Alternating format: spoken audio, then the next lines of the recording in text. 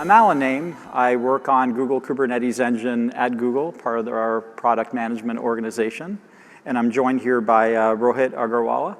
Hi, everyone. It's a privilege to be speaking here at Next and talking to everybody here. Like Allan mentioned, I'm a principal engineer at Cisco and the overall architect for the Cisco and Google solution. And as Allan goes through the first part of the section, I'll go into more details and as well give you a nice overview of the demo as part of the solution. Yeah. So let's talk about what we're going to cover in this session. So by the end of the session, we'd like you to walk away with really an understanding around, what are the use cases that the Google Cisco hybrid cloud offering actually unlocks? And then what are the components that make up this all these various use cases? So we're going to really focus on, working through the stack and all the various components that make up the stack, talk about the different use cases, and then Rohit is actually going to show you a super cool demo. It's actually a very exciting demo that leverages all these various technologies together and shows you the power of it. So before I get started, just show of hands, how many developers here in this audience? Okay, how about IT admins? Business folks? Cool. Anyone here running containers in production? Okay, what about Kubernetes in production? Nice. Anybody running Google Kubernetes engine? Right on. Great. So let's get started.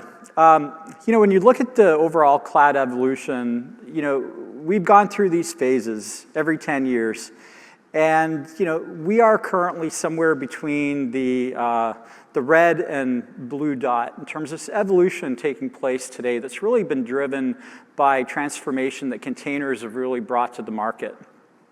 For a long time, the only path forward was really, from an infrastructure as a service perspective, a lift and shift to the cloud, and then modernize in the cloud. And we've really been looking at ways in terms of bringing all the various goodness of the cloud to you wherever you're running your application so that you can modernize where you are and move to the cloud at your own pace.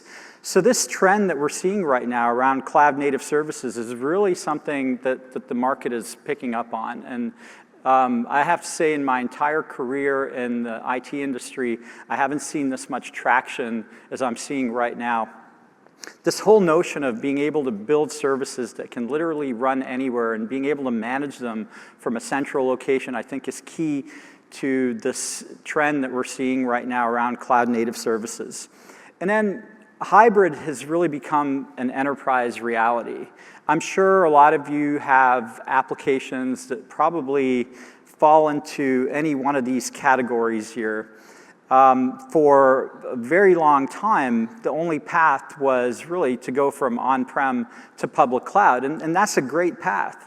But as Diane alluded to in the keynote, only 10% of applications today have really migrated to the public cloud. There's a reason for that. Running and migrating applications from on-prem to the public cloud is hard, right? Many organizations are looking at figuring out how to take a monolith, break it up into microservices, figure out where to run these microservices. Do you run them on-prem? Do you run them in the cloud? How do you connect these services together?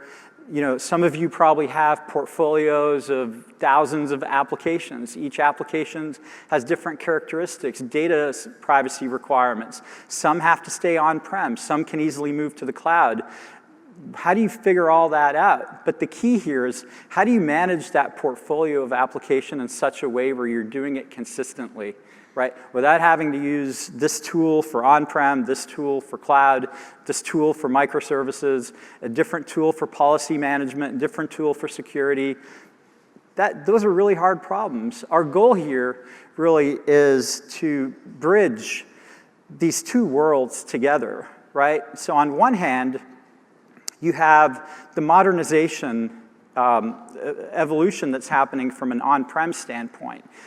You have administrators and architects looking at taking workloads that can't easily move to the cloud and modernizing them. And the path that we're seeing here with a lot of customers is they're taking tools like Kubernetes and figuring out how to run them in on-prem environments so that they can take existing applications and containerize them and modernize in place so that they can eventually move to the public cloud at a pace that they're comfortable with.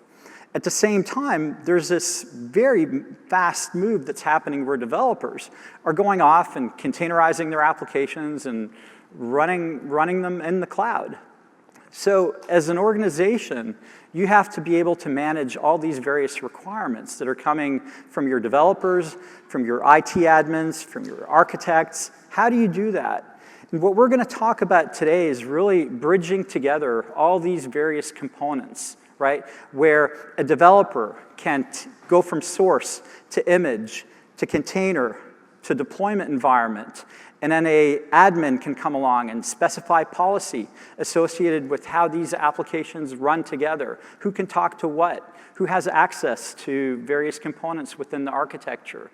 So all these various roles would work together in terms of providing that end-to-end state where you're getting application agility, you're getting faster time to market, and at the same time, IT has control over the environment. And you're abstracting away the underlying complexities of the infrastructure as much as possible. This is our goal. So what if you can just focus on innovating, focus on writing code, and then have the platform solve all the gnarly problems associated with connectivity, associated with policy enforcement, and make it in such a way that it's all API-driven and you get the best of both worlds. What if you can do that? So at Google, our open hybrid cloud strategy has really been focused on 3 core tenets. The first is Kubernetes. Kubernetes has been growing like crazy. Since its introduction into the open source world, been 4 years now, Kubernetes has seen dramatic growth and is now the de facto orchestrator for containers on the market. And what Kubernetes allows you to do is build services and run services and deploy services very quickly in a continuous fashion, right? It makes it more predictable to make changes to applications. And it gives you the ability now to run these services in environments that are heterogeneous in nature, whether it's on one cloud, on different clouds, on-premise, without having to rewrite your code, right? That's the beauty of Kubernetes.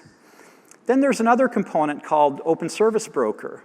Open Service Broker is really a standard around consuming cloud services where you can consume these services pretty much from anywhere. And this is also an open source project.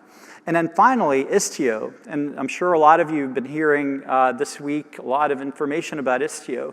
Istio is another open source project that was developed in conjunction between Google, Lyft, and IBM, where it solves the challenges associated with managing all these various services that you've created in heterogeneous environments. How do you connect these services together? How do you ensure that connectivity is secure and get observability around what these services are doing? So if you were in the keynote, you probably saw a really cool demo around how Istio can get metrics and then Stackdriver expose all dependency graphs in terms of how your services are communicating together. And Rohit's going to go really deep into Istio in our talk and give you really a high level around what it is, how it works, and our demo will actually be using Istio. So the Cisco Hybrid Platform for Google Cloud is really about one very important key tenet, is the ability to write once, deploy anywhere, right? It's about being able to build your application, take your containers, run them on Kubernetes, and be able to run those containers, whether it's on Google Kubernetes Engine or on-premise on Cisco Container Platform. The whole idea is it's really about agility and control, right? You shouldn't have to rewrite your application when you move it from environment to environment. And this is the goal that we're targeting together in terms of building this offering. So why are we doing this? The key here is hybrid has really become an overused term, right? A lot of times when people think about hybrid, they think about, a single application that spans multiple environments. As a matter of fact, that's a small portion of the hybrid use cases that exist out there today. In many cases, hybrid is about managing different applications in different environments in a consistent fashion, right? So as people adopt a hybrid strategy, they run into big challenges, right? First is connectivity. How do you connect from on-premise to the public cloud, right? In a secure fashion, in a fashion where you have control around it and you can enforce policy around who has access to what. How do you spin up these Kubernetes environments anywhere, right? And do it in such a way that's consistent with the experience that you have running in the cloud. How do you manage these Kubernetes environments, again, consistently, where you're writing your application once and deploying them anywhere? And then support. Who's going to support this, right? You want a single support arm that will support your entire hybrid deployment, right? That's the key. And this is what Cisco brings to the table in our joint hybrid offering. These are very hard problems to solve, and Google and Cisco partner together to bring really the best of both worlds in terms of what both companies bring to the table. From a Google standpoint, we bring Kubernetes. We bring a lot of the innovations that we put forward from an open source standpoint around Kubernetes and Istio and the work that we've done around Google Kubernetes Engine. We also bring a set of services that we've developed around application connectivity and all these various components. So together, we're bringing the best of what both companies do and offering it in such a way where it's turnkey and consumable and supported consistently across your hybrid environment. And that's our goal. So some of the use cases that we're enabling, and we'll be talking in greater detail, especially around the third use case, but the first use case is, how do I connect from public cloud to a system that's sitting on-premise that can't move to the public cloud, right? Think of a legacy system or some non-REST-based interface that isn't modernized. How do I do that? This is the first use case that we've enabled. The second is really about, how do I consume cloud services from on-prem, from Kubernetes in such a way that's consistent across my environment. Maybe I'd like to consume from Google Cloud, maybe I want to consume from other clouds, but I want to consume these services using a consistent interface. And then the third use case is really around hybrid CI/CD, continuous integration development, where I'd like to be able to write my application, perhaps for the public cloud, but then move it around different environments without having to rewrite my application. Maybe I want to do Canary in public cloud and then trickle requests and then eventually push it into production, or blue-green tests and things of that nature, blue-green deployments. That's really about the third use case, the CI/CD deployments. So for the first use case, the idea here is we want to enable our customers to be able to innovate and build applications in the public cloud, but then these applications should easily be able to connect with systems that are sitting in your data centers. And we do that by leveraging Google Apogee.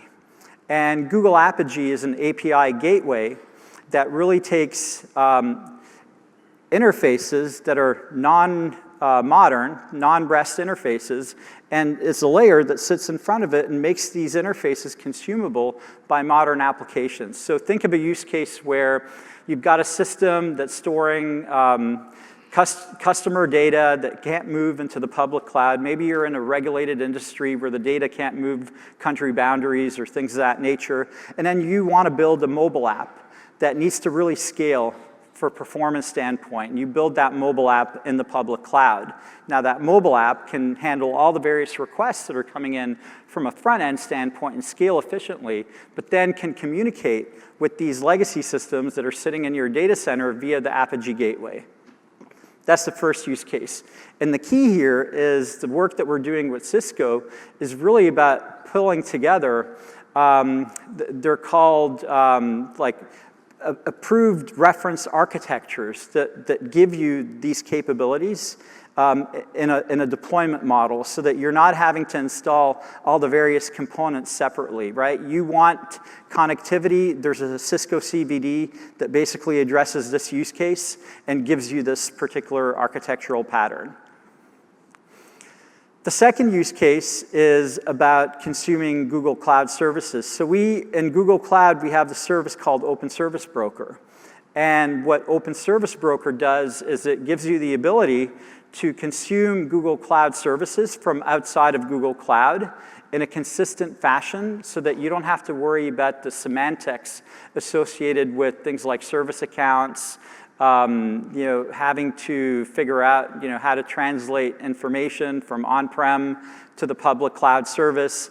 Open Service Broker basically leverages a component within Kubernetes called Service Catalog, which initiates a session with Open Service Broker and then passes the tokens that gives you the ability now to communicate with that cloud service and consume it from outside of Google Cloud.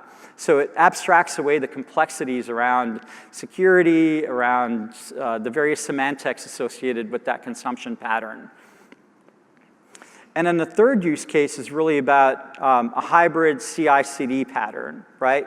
So the idea here is, suppose I have an application, containerized application running in production. I've got a new version coming out. I can deploy that new version in Google Cloud, run some canary testing, and then be able to, once things I'm positive from a policy standpoint that things are working properly, I can now have that trickle into production and have a new version that's running and no impact on my user experience. And this is what Rohit is actually going to do a demo later on in our session and show you how that all works. And before I hand it over to Rohit to talk about the Cisco components, let me just spend a bit of time talking about Google Kubernetes Engine.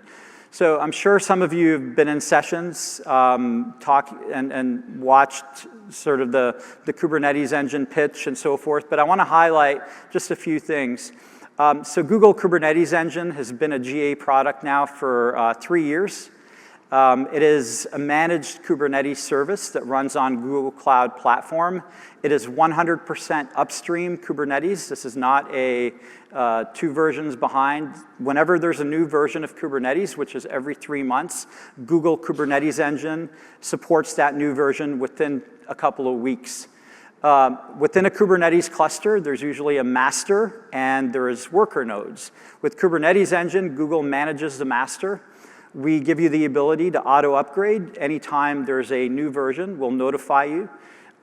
We will also auto-upgrade your nodes, again, through notification. It's really up to you to tell us how you want those upgrades to take place.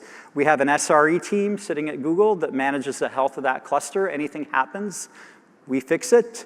We ensure your applications are running, are healthy. It is integrated with the underlying Google Cloud autoscaler, so you're not only getting container autoscaling, but you're getting underlying node autoscaling. So you can define thresholds and integrate with Stackdriver for logging and monitoring.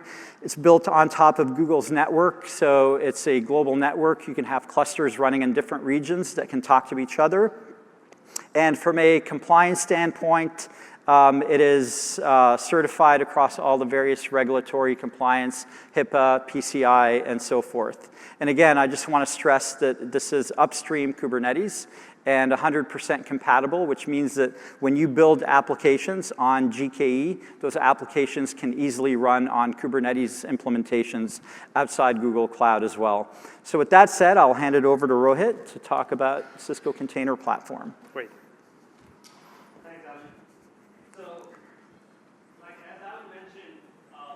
Google Kubernetes Engine is kind of the great place for you to get a cloud-managed Kubernetes environment.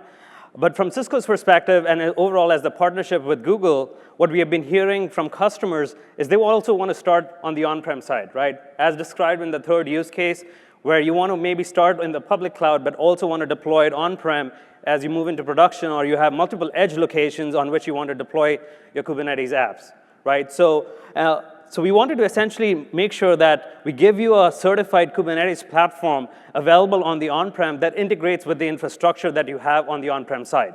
And we talk about the infrastructure because our customers, as our IT administrators, the CIOs, they have invested in their infrastructure over multiple years, right? And as the transition to the cloud happens, they want to make sure that that investment continues to pay off as the transition to the cloud is happening.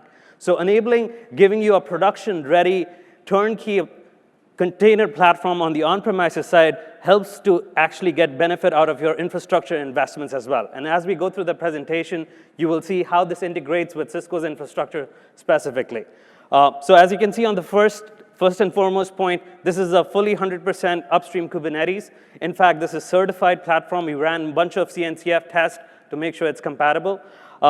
It is hybrid cloud optimized from a Google perspective. So over the last year, as we announced the partnership back in October, Cisco's Kubernetes engineering team has been working very closely with Google Kubernetes engine team to ensure some of the configs and other things that are needed on a consistent environment on the on-prem side, we support that as part of the deployment. So things like operating system, where we start with Ubuntu, both in a very similar way in both these environments. Again, one of the things that was mentioned earlier today in the keynote by Eyal and Kip Compton was around how Cisco Container Platform is the first and only GKE certified platform and consistent with GKE running on the on-prem side. Third, from an integration perspective, we extend not just beyond networking and storage, but also from a cloud management and analytics perspective. We have all of these Cisco products that integrate to give you a comprehensive multi-cloud capability around the Kubernetes environment that's running on the on-prem side.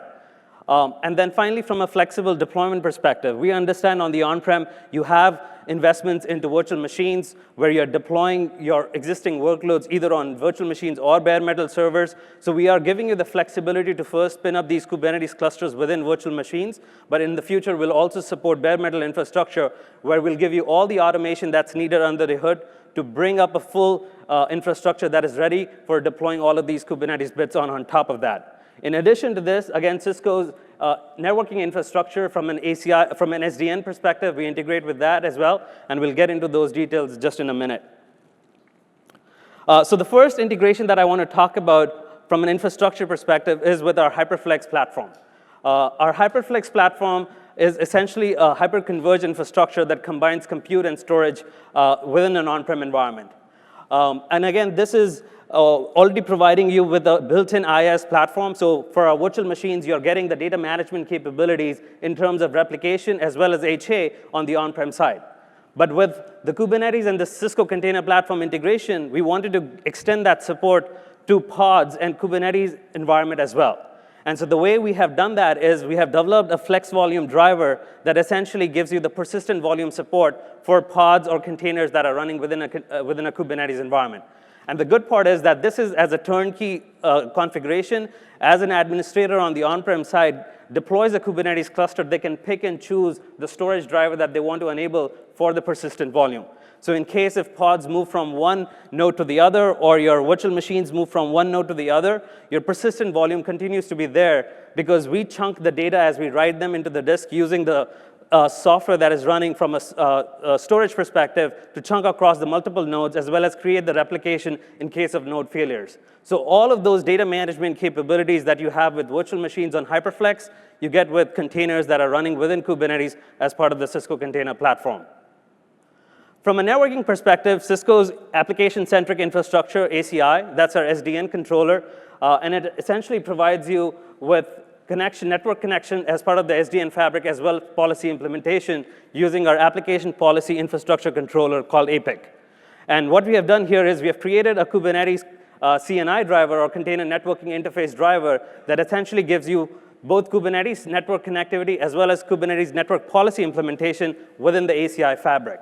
So imagine having an on-prem environment with the ACI SDN fabric where you have bare metal infrastructure, virtual machines, as well as now containers running with Cisco Container Platform. You can essentially have the same fabric within your on-prem environment to give connectivity and apply policies in a very consistent way. And we scale in a way so that the fabric is actually taking care of all the network connectivity as well as implementing policy rather than doing everything on the host and overloading your host with those constructs. The third integration piece that we have done as part of the partnership and integration is from a multi-cloud application management perspective.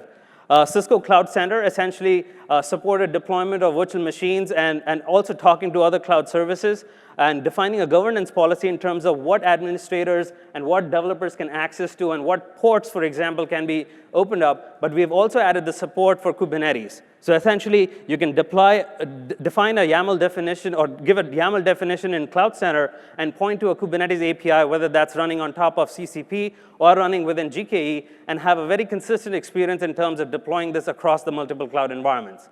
Again, with the Cloud Center UI, you also get the capabilities to embed some of the agents, such as App Dynamics agent, which we recently announced Kubernetes support as well. And so it gives you a turnkey experience of not just deploying the application, but also embedding agents from an application monitoring and visibility perspective as well. Now, keep in mind, all of these three integrations I have talked about from a use case 3 perspective, which is we're giving you a very consistent environment across GKE as well as on-prem. And we've talked about the HyperFlex integration, which gives us storage. We've talked about the ACI integration, which gives us the networking, and Cloud Center, which gives us the application deployment construct. The last piece that I want to talk about this use case and then dive into the demo is Istio. And I'm pretty sure you've heard about Istio all over this week. And so Istio is, again, like an open source project, like Allan mentioned, that was open sourced by Google, IBM, and Lyft about a year or so back. And Cisco's got involved into this open source project as well. And you'll see in the demo how we're leveraging in use case 3, Istio, how it plays a complete role in defining your CI/CD platform and deployments for Canary and AB and testing. So very quick high-level overview of Istio. First and foremost, it gives you service discovery. And not just for containers, but also for other workloads. Essentially, by running that sidecar proxy called Envoy, which is what Istio is supporting, you can help to dynamically discover your services across a multi-cloud or a hybrid environment. Then in terms of having that sidecar proxy, you can now offload a lot of the functionality that is very common to your applications into your sidecar proxy. And this could be things like circuit breaking, failure recovery, load balancing. So things that have been traditionally done specifically in the application or by appliances in a central location, now you can have a distributed model of implementing all of these logic within that sidecar proxy. But Istio gives you that control plane to define how those things should behave. Now, since that sidecar proxy is in the path of deployment or your traffic, you can now also get all the telemetry and observability between your services. So that gives you information about what is the communication graph between different services. What is the latency? So you can get all of those in terms of a GKE and a Cisco Container Platform deployment, that how are these microservices or container workloads communicating and what is the latency between them.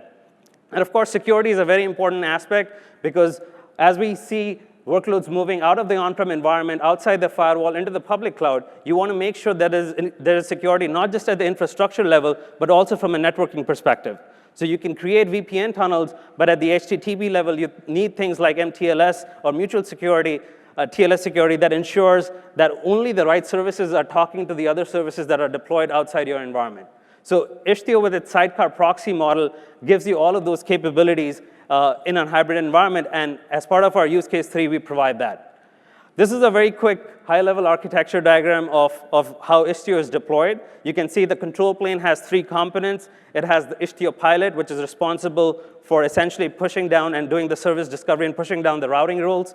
Mixer is essentially ingesting all the data from the sidecar to give you the observability and the service graph and how communications are happening and the quota enforcement between the different services. And finally, Citadel, which is essentially the service that's providing MTLS between various services that are running as part of your service mesh. So all of these components talk to essentially Envoy, which is deployed within each of your application or microservice. And Envoy exposes APIs through which Istio communicates and enforces the policies. And that's what we'll see in the demo. So specifically for the hybrid use case 3, one of the features that we have actually pushed into the community, and it's going to be available as part of Istio 1.0, is the multi-cluster support. And my demo is all around this. So it's very important to understand what the multi-cluster support is here. So what multi-cluster support does is you can have one single Istio control plane. So you're having essentially a single instance of Pilot, Mixer, and Citadel. And that is essentially pushing down policies into multiple envoys or services that are running in your hybrid environment. Now, you may have seen things like traffic director announcement earlier from Google, which is a managed service. With this kind of a model, you can deploy an Istio control plane either on Google Kubernetes engine, or you could deploy it on-prem, right? So it gives you the flexibility to maintain and manage your Kubernetes control plane as well as the Istio control plane within your own environment. And so that's a key piece, right? So let's look at the demo topology that we're going to show. This is the book info app, again, available on the Istio site. We've got a microservices deployment made up of 4 different microservices. Our product page, which is the main entry page, and it talks to the reviews app, it talks to details, and reviews talks to ratings, right? So reviews is essentially getting ratings information from the rating service. Now, one thing to note here is I've got 3 versions of reviews, right? So reviews 1 gives me no stars, reviews 1 gives me black stars, and reviews 3 gives me red stars, right? So in our demo, what we'd be doing essentially is we'll start with reviews v1 and v2 deployed on GKE, and then we'll spin up reviews v3 on the on-prem side as a new service and see how traffic is getting load balanced, right? So this is our deployment architecture. On the GKE side, we'll have all the services except reviews v3 running. Again, this could also be a completely flipped deployment where you could have all of these things running on Cisco Container Platform as well. But for this demo, we'll have everything running except for Reviews v3 on Google Kubernetes Engine. And then we'll spin up Reviews v3 on CCP or Cisco Container Platform-based Kubernetes. One important thing to note here is the pod IP addresses are completely different ranges. So how do you actually ensure that you are discovering these services that are in completely different subnets across these 2 environments? So that's where some of the magic that we have done in terms of enabling, for example, the cloud services router 1000V on Google Cloud that helps you to create that VPN tunnel. So there is already a VPN tunnel set up. There is already StealthWatch Cloud, which is monitoring this connection from a security perspective. And we'll talk about the details about that integration later as well. But that's all set up as part of this tunnel between these 2 environments. So as we see into the demo, we'll see essentially all of these services that are running will have a sidecar proxy within it. And that essentially helps to discover the services across the across the GKE and the on-prem environment. So enough of this. Let's switch into the terminal here and actually see this in action. All right. So this is my jump host. And this is running essentially a virtual machine that is running on Google Cloud. And it has as part of that VPC deployment, I have got a VPN tunnel back to my on-prem environment where I have got Cisco Container Platform-based Kubernetes deployment. So here, let's first get into the GKE deployment. I will do kubectl context config get context. And you can see this is essentially my GKE-based cluster. We can go back here into my browser and see this is the cluster that I'm essentially showing. Cisco Live, it is running in West. 10.40 is the pod IP range, as I had shown in the picture. In this, let's see what are the different pods that are running, right? So I'm going to just do get pods. This essentially should return me, from my app perspective, in the default namespace, all the services that I had shown except for Reviews v3, right? So everything is running on top of my Google Kubernetes Engine deployment. Let's look at the services that are running here, right? So essentially, it will give me, again, in the default namespace, against those pods, the right services that are running, right? Now, let's look at actually the services in my Istio system namespace, right? So like I had mentioned, you have a complete control plane of Istio that is running. And in this case, it's all deployed in Google Kubernetes Engine. So I've got all of these services that you see here that are running on the Google Kubernetes Engine. One thing to note here is the ingress gateway service. This is my entry point into my service mesh. And it has a load balancer type. You may be familiar with this from a Kubernetes implementation point of view. And it has got an external IP assigned to it. And so I am going to essentially be accessing my application using this external IP, right? So this is my entry point that takes the traffic and then goes through the sidecar proxy to all the services that are running within the service mesh. So just to validate this, let's remember this IP. It is 215. Go back to our application and see the front-end page. And you can see here it's 215. I don't know back if you can see that, but trust me, it's 215. And we'll just refresh this, and as I'm doing refresh, you can see I'm seeing no stars and black stars. So essentially, that is Reviews v1 and V2 getting load balanced as I'm sending requests to my product page across into the service mesh. So now let's go back here into my terminal, and what we'll do is we'll go to the on-prem side, right? So I just switched context here. I'm going to issue the same command here, and I can show you this is now a different context, which is basically running a Cisco Container Platform provision Kubernetes cluster on top of my HyperFlex, Cisco HyperFlex infrastructure with ACI, right? So those are the storage drivers and the networking plugins that had been enabled. What I'm going to do here and issue similar commands here. So I'm going to first do get pods, right? And here, what we should see essentially is a bunch of Cisco Container Platform add-ons that we are enabling on the on-prem side, but no Reviews v3, right? So that is the part that I'm going to spin up a Reviews v3 app here and see how that works. So let's look at the Reviews v3 app definition, right? So this is my Reviews v3 app. Ratings, I have only got a service definition because my Reviews talks to ratings, but I don't have any pods going to be running on-prem. But I've got a Reviews definition, and I've got a deployment that says Reviews v3, and as part of that, I'm also giving a sidecar proxy that I'm injecting, which is Envoy, as part of the deployment, right? So let's go ahead and do a kubectl create -f remote app. Again, because of the CRDs that are supported within Kubernetes, which are custom resource definitions, the definition of my remote app, which I just showed you with the extensions of enabling an Envoy or a sidecar proxy in my app, Kubernetes with the CRD support can understand it. So we'll go ahead and deploy this.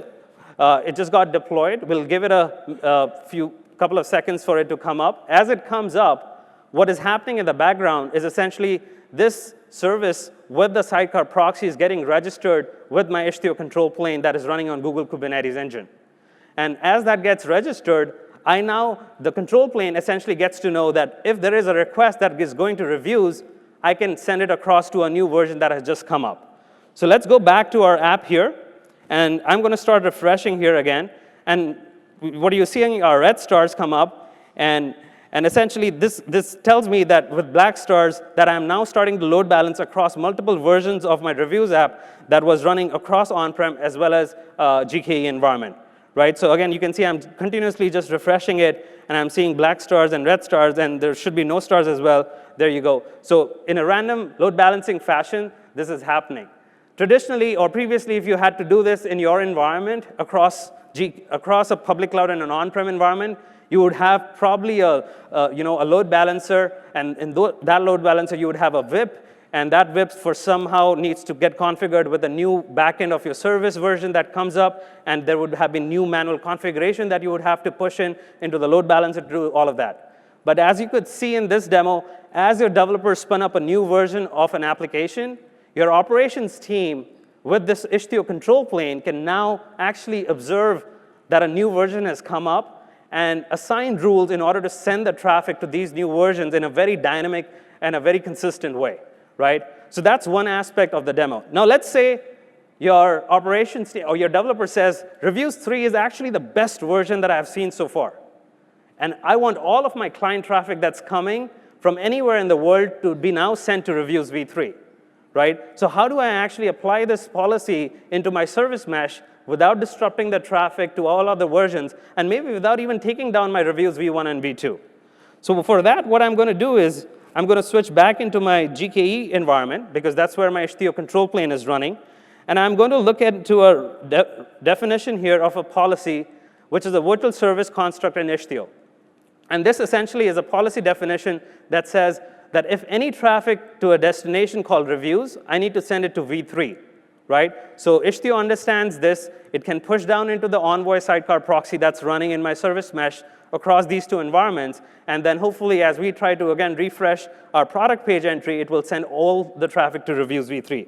So let's go ahead and do that again with the kubectl create command here and create that policy. So it just created that virtual service policy, and it's implementing that into all the Envoy sidecars that are running within my deployment.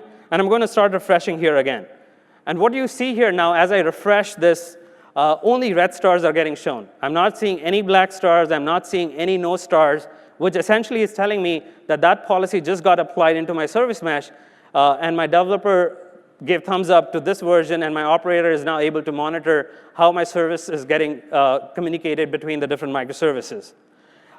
Additionally, you can see here a full graph of all the communication that is happening within my service deployment, right? So Envoy, from an observability point of view, gives you this right out of the box, that these are the different services that are part of the service mesh and the number of connections and requests that are going between these services. Now, let's say that you actually wanted to go back and do, again, the random load balancing because you started to see some service degradation, right? In that case, you'd essentially want to go back here and just delete this policy, and hopefully, now everything should come back to what it was before, which is to load balance across all the 3 versions of reviews, right? So if we go back here and start refreshing our app here, and you can see black stars start to pop up, red stars, no stars. So I'm able to roll back my policy definitions based on how my services are essentially performing into my deployment, and make those decisions quickly and implement them very quickly in a very consistent environment across a hybrid environment. Because typically, you would do these things in a cloud environment using things like security groups or firewalls within those environments. And in the on-prem side, you would have, again, similar devices. But with the Istio and service mesh model, you essentially have a layer between your L3, L4, and L7 to apply these policies once and apply them very consistently across these multiple environments. So let's switch back here to our slides. That was essentially the demo. So like I mentioned, in this setup, there was networking also going on in the back end from an L3, L4 perspective, as well as security. And that is essentially cutting across all of our 3 use cases that we have. So first and foremost was the StealthWatch Cloud integration with Google Cloud or Google VPC specifically. Here what we have, essentially our StealthWatch Cloud is essentially a SaaS product from Cisco that enables you to monitor the network connections going into your VPC resources in a cloud environment and also your on-prem resources. Here we have integrated specifically with VPC flow logs in Google Cloud. So you can ingest all the VPC flow logs on the Google Cloud into the StealthWatch Cloud service to give you visibility, things like what are the number of network connections going into your Kubernetes pods or to your virtual machines. Similarly, on the on-prem environment in Cisco Container Platform, we enable the deployment of StealthWatch sensors, which essentially puts all the NetFlow data into the SaaS service that's provided by StealthWatch Cloud. This service, again, was available, has been GA'd in March earlier this year, and is essentially part of the solution. The second integration that was also in the demo running in the background was Cloud Services Router 1000V, Cisco Cloud Services Router 1000V on Google Cloud. Our CSR 1000V has been very popular in other clouds, and based on a lot of the customer requests and as part of this partnership, we wanted to give a very similar iOS on-prem kind of experience on Google Cloud for our customers. And that is what CSR 1000V provides. It gives you extended capabilities, not just from an IPsec perspective, but also like DMVPN and ACLs that you can apply across multiple on-prem data centers or campus and branches using the CSR running on Google Cloud. Again, this will be part of the solution and enables you to give that pod-to-pod connectivity in case if they're running in different subnets. So let's bring all of this together, right? So we've talked a lot about 3 different use cases, different components. So how does all of this come together? So as you can see on the on-prem side, starting with the infrastructure, we've got HyperFlex, we've got ACI from Cisco, we've got the Cisco Container Platform that integrates with these. We've got Service Catalog that enables you to consume via Open Service Broker all the Google Cloud services. We've got Istio that is running on-prem or in Google Cloud to give you the service mesh layer. And then Apogee gives you on-prem the capability to expose your traditional systems for things that are running in Google Kubernetes Engine. And then finally, Cloud Center that gives you the capability to deploy these things across multiple environments. So this is our overall architecture that brings everything together. This is going to be, as Allan mentioned, a Cisco validated design. So all the components that you see in this picture, they will be available to you as single products. But with the joint partnership, we are going to be giving you validated designs that ensures that these are working together. They give you the benefit of making them work together, as well as supported jointly by Cisco and Google. So things like when you need Kubernetes support, when you need Istio support, they will be jointly supported by Cisco and Google as part of this entire partnership and solution. Now, one of the things that we have done here that over the last a few months as we have announced this partnership are the various milestones that you see in this picture, right? So Cisco joined the Istio community back in July 2017. The feature that I just showed you was pushed through Cisco, working very closely with Google engineers. We announced the hybrid cloud partnership back in October at the Partner Summit, at Cisco's Partner Summit. In November, we announced the multi-cloud portfolio, in which hybrid cloud is also part of it. January in Cisco Live Barcelona, we announced the Cisco Container Platform, and then StealthWatch Cloud and the Cloud Center app Kubernetes support followed on. At this conference, we announced another thing was the Cisco and Google Cloud DevNet Challenge. So this is the challenge that essentially leverages a lot of the technology components that I have talked about so far. So things like Cisco Container Platform, Google Kubernetes Engine, Istio, and there are multiple prizes that are to be awarded as part of this challenge. We have opened up registration for it. Here's the URL for it that you can check it out. But the key thing to remember here is that we see not only those 3 use cases as the starting point, but opening up the technology components to our customers, to our developers and partners to innovate around using these use cases. So at the end, closing this, and we'll open up for questions here, is that we want to essentially give you a platform that is supported by Cisco that enables you to move to the public cloud at your own pace. You can innovate and move to modernization, as well as leverage open source components in your environment that is supported jointly by Cisco and Google.